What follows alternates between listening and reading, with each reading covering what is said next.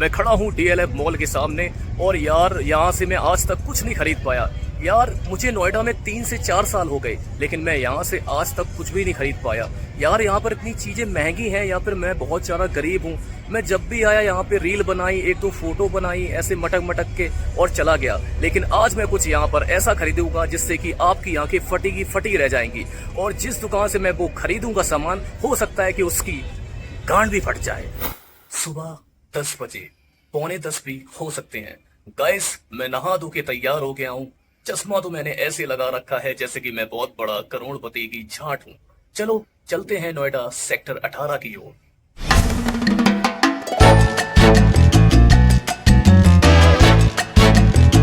Sector 18 आ चुका हूँ, लेकिन यार कोई यहाँ पर अपने बॉयफ्रेंड के साथ बैठा है, कोई अपनी गर्लफ्रेंड के साथ बैठा है, कोई अपनी लुगाई के साथ बैठा है, कोई अपनी भौजाई के साथ बैठा है, तो कोई अपने गे पार्टनर के साथ बैठा है। लेकिन खैर मुझे क्या, मैं चलता हूँ सीधा DLF मॉल ऑफ इंडिया। यहाँ सेक्टर 18 में आ तो चुका हूँ, बट मुझे यहाँ कपल्स के अलावा और कोई नहीं दिख रहा है। बहन चोद, सारे कपल्स ही दिख रहे हैं मुझे यहाँ, कपल्स के अलावा और कोई नहीं दिख रहा है।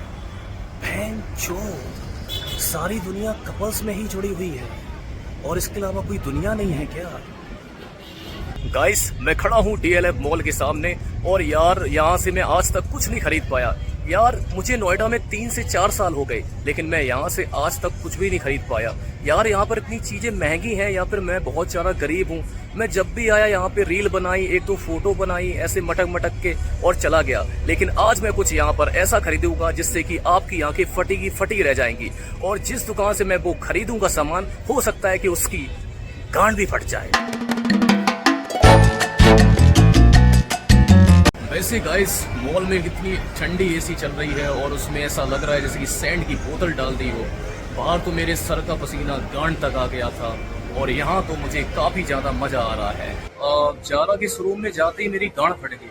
वहाँ का प्राइस टैग देख के मुझे ऐसा लगा जैसे कि बॉलीवुड की सेलिब्रिटी, ये शाहरुख खान, अमिताभ बच्चन या उनसे बड़ा कोई ले सकता है।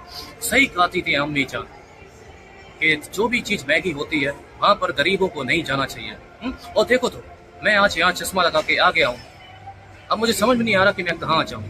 हालांकि पीछे मेरे बैकग्राउंड काफी अच्छा है। और फाइनली मैं जा रहा हूँ जहाँ मुझे मेरी औकात के हिसाब से चीज़ मिल जाएगी और वो मेरे आई थिंक सामने आने वाली है। और मैं भी देखता हूँ कि वहाँ पर क्या मिल सकता है। और ये रहा गाइस स्मार्ट बाजार। यहीं पर मुझे वो चीज़ मिलेगी जो मेरी औकात के हिसाब से है। आई थिंक देखते हैं क्या होता है। मुझे लग रहा है क्यों ना ये 20 रुपए किलो आलू ले लूँ या फिर टमाटर ले लूँ। फाइनली मुझे ये 19 रुपए किलो सस्ते आलू मिले हैं।